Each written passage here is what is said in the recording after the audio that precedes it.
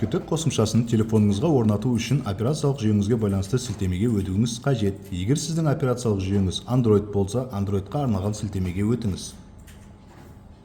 Сілтемеге өткеннен кейін Google Play ашылады. Орнату батырмасын басыңыз және қосымша жүктелгенше күтіңіз. Қосымша жүктелгеннен кейін ашу батырмасын басыңыз. Қосымша камераны қолдануға рұқсат сұрайды. Сол кезде қолданба жұмыс істеп тұрған кезде дегенді таңдап, рұқсат беруіңіз керек. Қосымша ашылып, сізден логин мен құпия сөзді енгізуіңізді сұрайды. Логин орнына телефон номеріңізді, ал құпия сөзі орнына SMS арқылы жіберілген құпия сөзді енгізіңіз. Егер сіз SMS алмаған болсаңыз, балабақша әдіскеріне немесе техникалық қолдау қызметіне хабарласыңыз. Олар сізді жүйеге тіркейді және сіз SMS арқылы құпия сөз аласыз.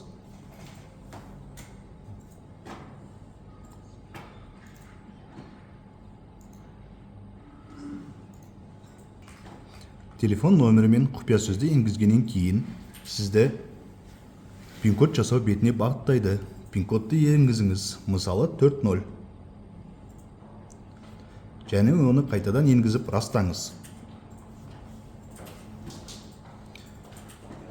Осыдан кейін сізге қолжетімді топтардың тізімі ашылады. Егер сіздің тобыңыз қолжетімді болмаса, немесе басқа топтар көрсетілсе, әдіскерге хабарласып, дұрыс топты баптауды сұраңыз.